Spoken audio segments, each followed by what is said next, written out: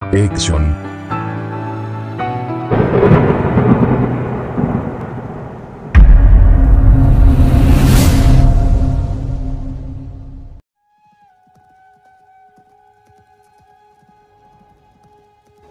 Assalamualaikum warahmatullahi wabarakatuh. Apa kabar guys?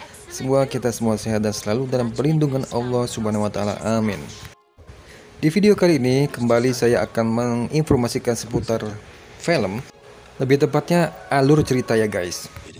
Sebuah film yang diproduksi oleh Walt Disney bercerita tentang seorang gadis remaja yang mempertaruhkan nyawanya membela keluarga dan negaranya dari serangan musuh yang sangat barbar. Penasaran? Simak hingga selesai ya guys. So, please stay tune. Ada baiknya terlebih dahulu kalian mengklik subscribe, lonceng, komen, like, and share ya guys. Karena semua itu gratis dan dapat menjadi motivasi kami untuk menghadirkan video lebih baik selanjutnya. Terima kasih.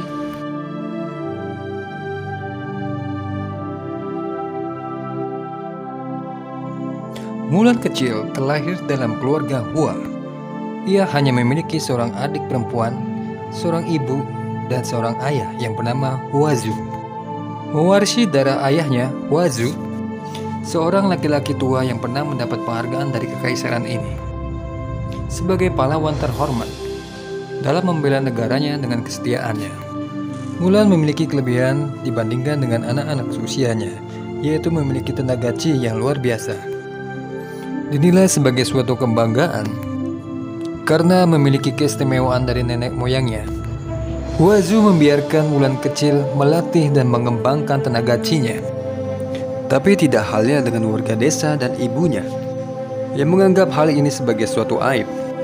Seorang perempuan harus bisa menahan diri, cantik, dan bersikap lembut. Malam itu kedua orang tua Mulan berbincang-bincang tanpa sepengetahuannya.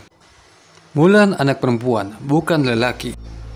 Anak perempuan membawa kehormatan keluarganya melalui pernikahan, kata sang ibu. Lelaki manapun akan beruntung menikahi salah satu dari putri kita, jawab Huazu. Lelaki mana yang mau menikahi seorang perempuan yang berlarian di atap loteng mengejar seekor ayam? Mereka akan memanggilnya penyihir. Sudah waktunya kau bicara padanya, nasihat sang istri pada Huazu. Malam itu juga di lain tempat Huazu mengajak Mulan bicara empat mata. Empat mataku ingin bicara. Maaf kelepasan. Huazu berkata kepada Mulan kecil, chi yang kau miliki sangat kuat, tapi chi digunakan oleh pejuang, bukan seorang wanita. Sudah waktunya kau harus menyembunyikan kelebihanmu itu. Tugasku melindungimu dan tugasmu membawa kehormatan keluarga. Apa kau bisa? Pinta Huazu kepada Mulan. Mulan pun mengabulkan permintaan ayahnya itu. Setelah beberapa tahun berjalan, di sebuah kota pertahanan barat laut Tiongkok, terjadi penyerangan oleh bangsa Roran dengan seorang pemimpin mereka yang bernama Borikan dan seorang wanita penyihir yang kuat yang selalu setia membantunya, bernama Xian Niang. Dengan strategi penyerangan dari luar dan dalam, Borikan dan pasukannya berhasil menguasai kota tersebut. Tak lama kekaisaran mendapat berita atas penaklukan dan kekejaman pasukan Borikan yang disampaikan oleh seorang prajurit yang selamat. Tetapi dia adalah penyihir Xianyang yang menyamar. Dalam penyamarannya, Xianyang berkata, Borikan didampingi oleh seorang penyihir yang kuat. Karena kekuatannya lah Borikan mendapatkan kemenangannya. Sang kaisar yang diperankan oleh Jet Li ini menjawab dengan tegas, saya tidak akan pernah takut dengan ilmu hitam. Kita akan membentuk pasukan yang kuat, terdiri dari satu orang laki-laki dari setiap keluarga. Pada masa kekaisaran ini, ilmu sihir atau chi dilarang. Dan Shan Yang adalah salah satu penyihir yang terkuat di saat itu. Entah kenapa ia malah memberitahukan keberadaannya. Dengan berbau wujud sebagai seekor burung, Xianyang pun kembali menuju base campnya dan menemui Borikan yang sedang memeras barangnya di kamar mandi. Maksud saya handuknya. Merasa puas atas laporan Xianyang, Borikan pun berkata, ternyata kau ada gunanya juga, wahai penyihir. Sambil mencekik Borikan, Xian yang mengatakan, "Aku bukan penyihir, aku adalah pejuang. Aku bisa membunuhmu dalam sekejap." Borikan menjawab, "Kau takkan lakukan itu, karena tanpa diriku, kau hanya akan dicemoohkan dan tak akan punya tempat." Sekarang kita kembali ke Mulan. Mulan telah tumbuh remaja dan sangat cantik. Tiba saatnya Mulan untuk dijodohkan dengan seseorang. Sesuai dengan tradisi, kedua keluarga akan dipertemukan oleh Mak Comblang. Di saat pertemuan itu dilaksanakan, muncullah seekor laba-laba kecil di hadapan Mulan, yang membuat Mulan tanpa sengaja mengeluarkan teknik kungfunya. Singkat kata, perjodohan itu gagal total. Huazu, sang ayah Mulan, terkena semprot oleh Mak Comblang. "Ini aib bagi keluarga Hua. Kau telah gagal membesarkan seorang putri yang baik," kata Mak Comblang. Dengan menundukkan kepala, mereka berjalan beriringan meninggalkan rumah Mak Comblang. Sekelompok pasukan berkuda masuk ke kampung mereka ini. Ternyata pasukan membawa titah kerajaan. "Wahai warga sekalian, negara kita sedang diserang," seru petugas yang paling senior. Titah raja mengharuskan masing-masing keluarga mengkontribusikan satu laki-laki untuk ikut berperang. Maka satu persatu kepala keluarga menerima surat titah dari petugas kekaisaran ini. Huazu yang lumpuh kakinya tak mau ketinggalan. "Saya dianugerahi oleh 2 anak wanita, maka saya yang akan ikut berperang," kata Huazu. Malam harinya di kediaman Huazu, mereka sekeluarga berkumpul sambil makan malam. Buka puasa bareng ceritanya nih guys. Sang istri dan Mulan mempertanyakan kepada Huazu tentang keputusannya untuk ikut dalam medan peperangan. Merasa diragukan kemampuannya, Huazu kesal dan marah, lantas meninggalkan meja makan itu. Khawatir dengan keadaan ayahnya, Mulan pun menyusulnya dan berusaha untuk berbicara padanya. Di hadapannya ia melihat ayahnya sedang mempersiapkan alat-alat perangnya. Ada satu emblem melambangkan ponik yang menarik perhatian Mulan. Huazu menjelaskan bahwa leluhur telah mengirimkan roh ponik sebagai pelindung yang akan mengikuti seorang pejuang yang memiliki kesetiaan, keberanian, dan kejujuran. "Kau harus berani dan tegar Mulan, untuk ibumu, adikmu, dan untuk aku," kata Huazu. "Sudah tugasku untuk bertempur, kehormatanku untuk berkorban pada kaisar. Andai aku laki-laki, aku akan menggantikanmu," kata Mulan kepada sang ayah. Sang ayah pun menjawab, "Aku tak akan merubah apapun dalam hidupku. Sudah waktunya beristirahat, besok pagi aku akan berangkat." Maka sang ayah pun meninggalkan Mulan di tempat itu sendirian. Diam-diam Mulan mencoba meraih pedang ayahnya yang terpajang di altar. Secara perlahan Mulan memperhatikan pedang itu, dan ia menemukan ada 3 kata yang terukir di pedang ayahnya itu: kesetiaan, keberanian, dan kejujuran. Setelah mengayunkan pedang itu berkali-kali di hadapan altar para leluhur, Mulan pun bersujud dan pergi meninggalkan rumah itu dengan menggunakan zirah perang milik ayahnya secara diam-diam.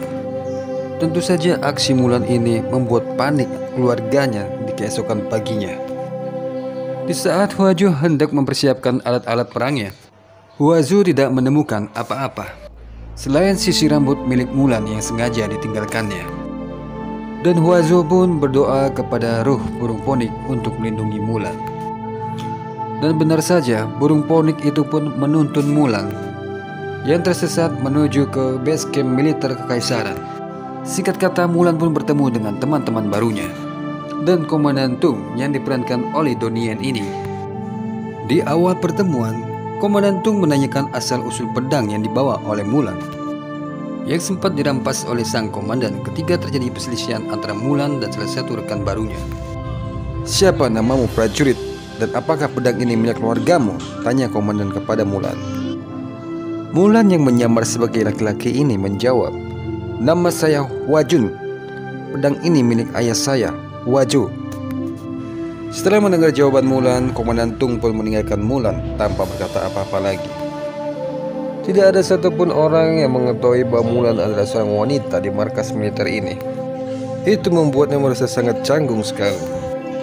Berkumpul bersama para laki-laki selama 24 jam penuh dengan menggunakan atau tanpa pakaian sekalipun. Maka tidak jarang Mulan selalu mencari alasan untuk dapat keluar dari ruangan tidur bersama dan tidak mandi berhari-hari lamanya hanya untuk menutupi identitas aslinya. Hari demi hari pelatihan di base militer ini dijalani oleh Mulan. Memanah, teknik bertarung, memanggul 2 ember berisi air hingga ke atas bukit. Pelatihan yang tidak ringan ini tentu saja dibuat untuk menghadapi pasukan Borikan yang sangat kuat. Siapa saja yang tak disiplin akan dikeluarkan. Rasa cinta melindungi keluarga dan ayahnya, Mulan bertahan melakukan semua ini. Keakraban bersama teman-teman barunya pun tercipta. Keahlian bertempur mereka pun semakin baik. Di suatu malam, di tenda peristirahatan, Hong Hui, salah satu rekannya, menghampiri Mulan. Dan ia bertanya kepada Mulan, "Apakah kau pernah dijodohkan?" "Ya, pernah, tapi gagal," jawab Mulan. "Berbicara saja aku tak mampu, apalagi menikahi wanita," ungkap Hong Hui kepada Mulan. "Dia tidak akan menyukaiku," lanjut Hong Hui. "Dia akan menyukaimu, kau tidak bisa menebak hati wanita," jawab Mulan kepada Hong Hui. Mereka yang mengobrol dengan jarak yang sangat dekat ini mengusik indera penciuman Hong Hui. Sambil berlalu, Hong Hui berkata, "Sudah saatnya kau mandi, kau bau sekali teman." Keesokan paginya di pelatihan bela diri, Hong Hui dan Mulan menjadi lawan tanding. Jurus-jurus Hong Hui menjatuhkan tombak yang dimiliki oleh Mulan. Merasa ditekan oleh lawan tandingnya, seketika Mulan meningkatkan energi Qi-nya dan menyerang Hong Hui bertubi-tubi. Keadaan pun berbalik. Keterampilan bertarung Mulan yang tinggi membuat decak kagum para teman-temannya dan menjadi perhatian Komandan Tung yang melihatnya dari kejauhan. Sadar menjadi perhatian, Mulan segera meninggalkan tempat itu.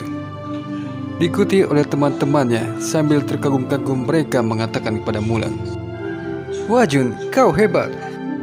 Belum sempat Mulan menjawab, teman-temannya berkata kembali, "Apa kau tak pernah mandi walau sekali? Kau sangat bau." Sepertinya tak ada pilihan lain, Mulan pun harus segera mandi. Di malam harinya, Mulan pun pergi ke sungai untuk mandi. Di saat ia merendamkan dirinya dengan tanpa menggunakan pakaian apapun, tiba-tiba Hong Hui muncul dari belakang, bermaksud ingin ikut mandi bersama Mulan. Dengan nada tegas, Mulan menyuruhnya pergi. Sebelum pergi, Hong Hui sempat berkata kepada Mulan, "Kau boleh membelakangiku, tapi di saatnya tiba kau tak boleh membelakangi teman-temanmu." Di lain tempat, Borikan mengadakan pertemuan dengan para petinggi bangsa Roran. Di dalam pertemuan itu, para petinggi Roran menyatakan pendapat mereka. Mereka tidak menginginkan adanya penyihir yang tidak bisa dipercaya.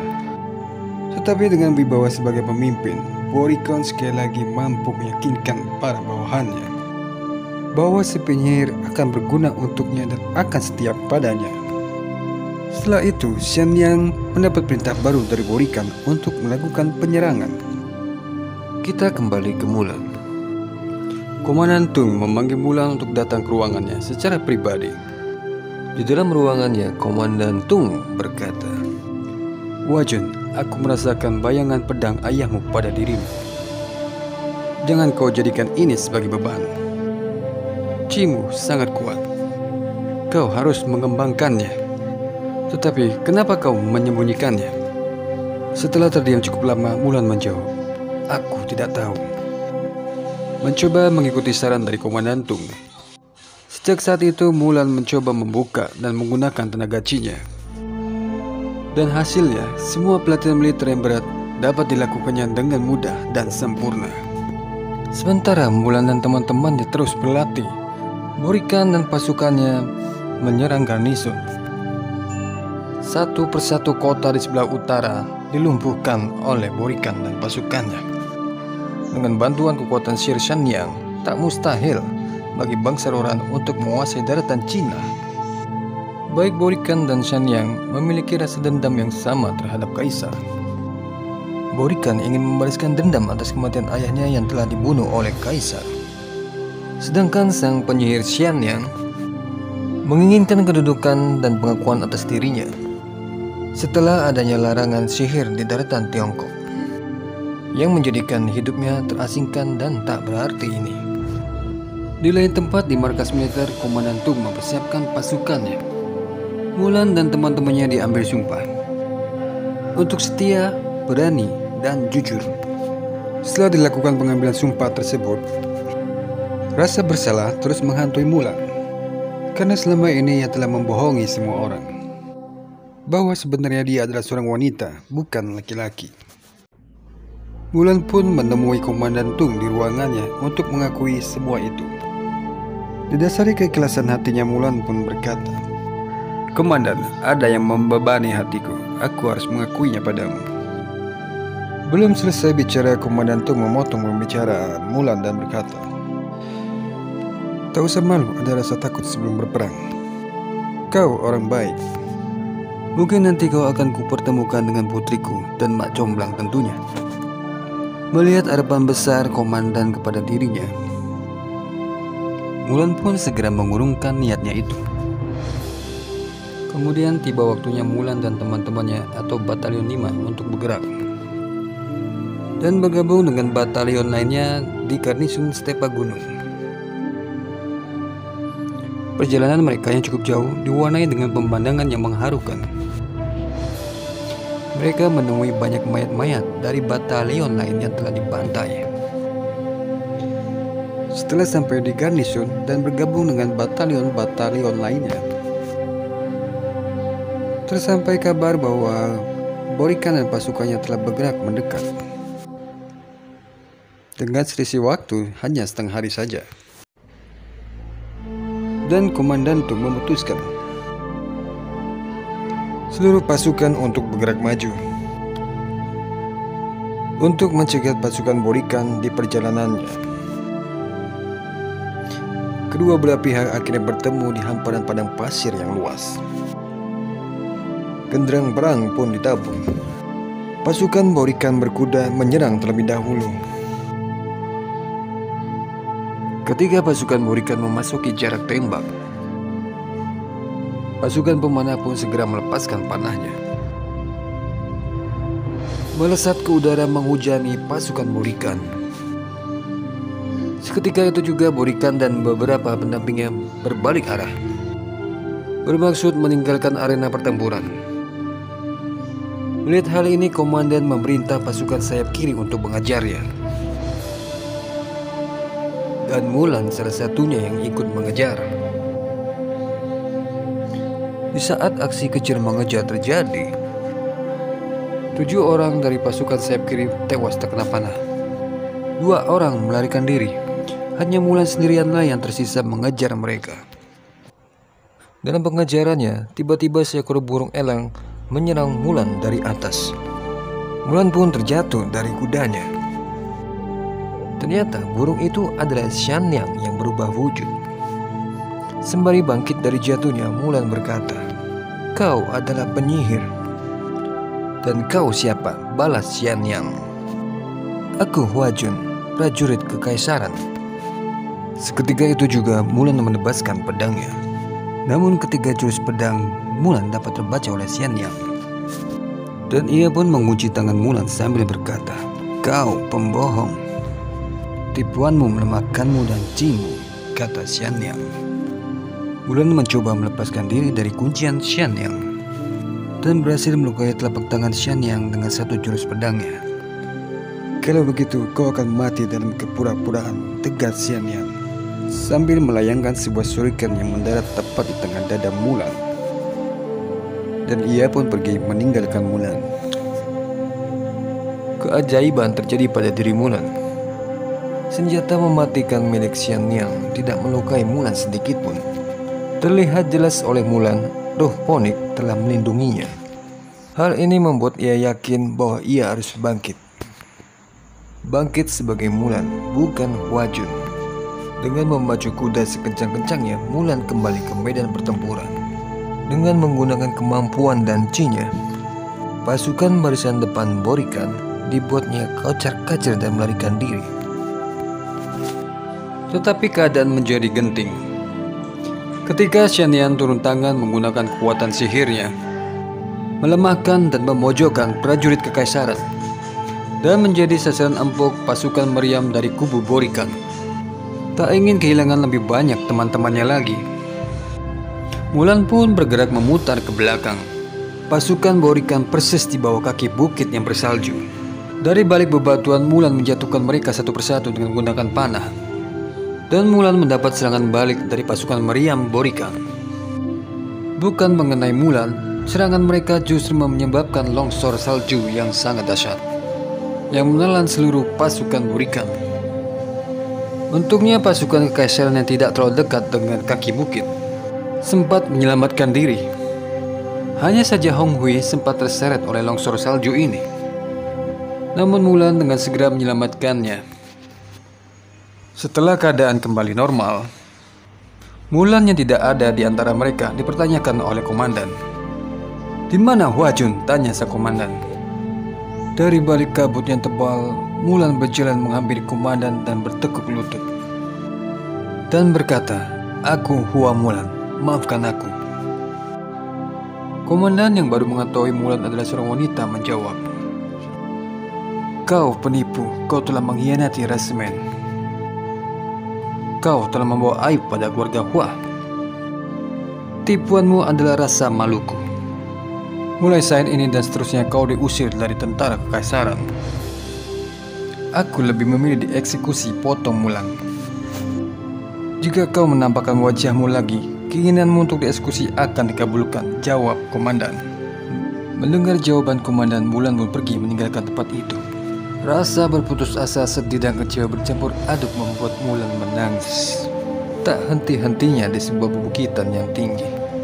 Rasa kecewa dan sedih yang mendalam membuat Xianyan menghampiri dirinya. Xianyan yang telah mengetahui siapa Mulan sebenarnya di awal pertemuannya, membujuk Mulan untuk bergabung dengannya dan berkata, "Aku pernah menjalani kehidupan dalam pengasingan. Apakah kau berpikir aku tidak merindukan jalan yang benar? Hari ini kau telah menyelamatkan mereka, tetapi mereka tetap saja mengasingkanmu. Bergabunglah denganku."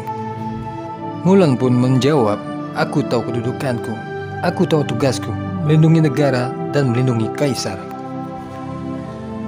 Mulan pun segera meninggalkan Xianyan. Setelah Xianyan memberitahu bahwa Borikan saat ini telah menyusup ke kota raja dan akan membunuh kaisar. Sadar bahwa dia satu-satunya kunci keselamatan kaisar, Mulan memacu kudanya menuju garnisun dan langsung menemui Komandan Tung saat mereka tengah berkumpul. "Komandan Tung," seru Mulan, "nyawa kaisar dalam bahaya. Sersan, ambil pedangku," perintah komandan. "Kau boleh membunuhku jika perlu, tapi kau harus mendengarkanku. Serangan garnisun hanya pengalihan. Borikan telah menyelinap ke kota raja. Pasukan tentara tidak akan mampu mengejarnya, tetapi pasukan kecil yang terlatih akan mampu," pinta Mulan sambil bertekuk lutut. "Hanya orang bodoh yang mendengarkan perkataan orang yang keberadaannya adalah kebohongan," jawab komandan dengan sinis. Hong Hui menyela pembicaraan ini dan berkata, "Kau percaya pada Hua Jun, kenapa kau tidak percaya pada Hua Mulan? Dia telah mempertaruhkan nyawanya dengan mengungkapkan identitas dirinya, dan dia lebih berani dari setiap pria di ruangan ini. Dan dia adalah prajurit terbaik kita." Dan secara bergantian teman-teman yang ada di ruangan itu berkata, "Aku percaya kepada Hua Mulan." Mendengar ini, komandan pun berkata kepada Mulan, "Hua Mulan, kau telah membawa aib kepada kerajaan dan kepada keluargamu sendiri. Tetapi keberanian dan kesetiaanmu tidak dipertanyakan lagi. Sekarang pimpinlah kami ke kota raja," perintah Komandan Tung. Singkat kata, Komandan Tung mengabulkan permintaan Mulan. Dengan rasa senang dan terharu, Mulan memimpin mereka menuju ke kota raja dengan senyum lega di bibirnya. Kebohongan yang ia lakukan selama ini merupakan pengorbanan kejujuran menuju kemuliaan. Khawatir akan kehilangan harapan, kini ia mendapatkan kembali harapan itu. Di lain tempat, pasukan Borikan telah menyusup di segala penjuru kota raja. Dengan menyamar sebagai konsilir, Xianyan membohongi kaisar. Ia memberitahukan kepada kaisar bahwa Borikan menantangnya berduel secara adil di kota baru. Kaisar yang tidak menaruh curiga ini segera menuju ke kota baru dengan didampingi beberapa orang pengawal saja. Alhasil Kaisar berhasil ditangkap oleh jebakan yang telah dipersiapkan oleh Borikan. Kaisar diikat dan digantung di sebuah tiang. Di lain tempat, teman-teman Mulan bertarung bahu-membahu melindungi Mulan dari serangan musuh yang menghadang, dengan tujuan membuka jalan untuk Mulan agar dapat segera menemui Kaisar. Di saat Mulan berhasil memasuki ruangan tahta kekerajaan, terkejutlah Mulan karena ia melihat Xiang Nianlah yang menduduki singgasana kekerajaan, bukan sang Kaisar. Mustahil seorang wanita memimpin pasukan pria, ungkap Xiang Nian kepada Mulan. Di mana Kaisar? Balas Mulan. Kau benar, kita sama, kata Mulan. Dengan satu perbedaan, mereka menerimamu tetapi mereka tidak pernah menerima aku, balas Xiang Nian. Mulan berkata, kau pernah bilangku jalanku adalah mustahil, tapi inilah aku berdiri di sini sebagai bukti bahwa ada tempat untuk kita. Sudah terlambat untukku, jawab Xiang Nian. Mulan pun berkata, kau masih bisa mengambil jalan yang mulia. Kumohon, ku butuh bantuanmu. Di mana Kaisar? Dalam sekejap Xiang Nian berubah menjadi seekor elang dan terbang tinggi keluar dari ruangan itu. Tanpa membuang waktu, Mulan pun mengikuti kemana elang itu pergi. Setelah sampai di lokasi di mana Borikan dan Kaisar berada, Xiang Nian merubah wujudnya menjadi manusia kembali dan berkata, serangan itu sangat sengit sekali. Serangan dari seorang wanita yang berasal dari desa kecil. Dia memimpin pasukan laki-laki dan dia bukan anjing yang dicemoohkan. Kaulah yang menuntunnya kemari, tanya Borikan pada Xiang Nian. Tanpa peringatan lagi, Borikan pun melepaskan panah ke arah Mulan. Menyadari nyawa Mulan dalam bahaya, Xiang Nian merubah wujudnya menjadi burung elang dan mengejar anak panah itu melesat ke arah Mulan yang mengakibatkan anak panah itu bersarang pada tubuhnya. Mulan pun segera memangku tubuh Xiang Nian yang tak berdaya ini. Di ujung kematiannya, Xiang Nian berkata kepada Mulan, ambillah tempatmu, Mulan. Xiang Nian telah menebus kejahatannya. Mulan dan Borikan pun akhirnya bertemu satu lawan satu. Pertarungan sengit pun terjadi. Dengan kekuatannya, Borikan membuat Mulan kehilangan pedangnya. Tak kehilangan akal, Mulan pun memancing Borikan untuk bertarung di sebuah balok yang panjang tergantung oleh seutas tali. Dengan kecerdikannya, Mulan membuat Borikan terjatuh jauh ke bawah. Dalam keadaan terbaring, Borikan melepaskan anak panah ke arah Kaisar. Untungnya Kaisar dapat menangkap anak panah itu dengan tangannya.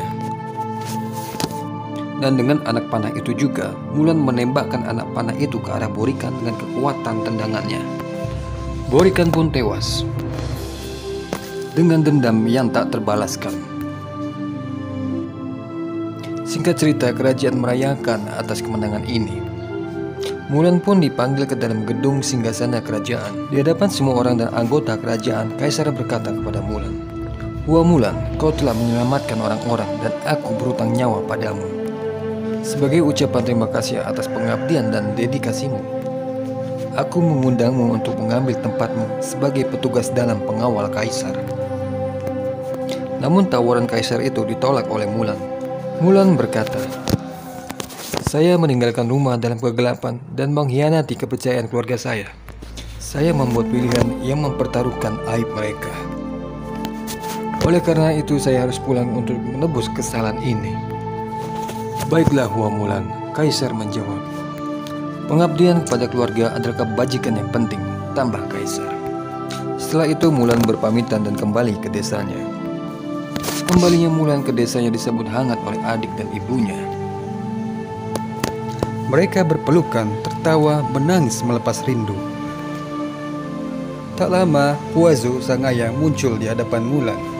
Dengan segera Mulan menghampirinya dan berkata, "Maafkan aku ayah, aku mencuri kudamu, pedangmu dan zirahmu. Dan aku telah menghilangkan pedang itu. Kini aku mengerti betapa berartinya pedang itu untukmu. Putrikulah yang lebih berarti bagiku," jawab sang ayah. Ayah harus minta maaf padamu.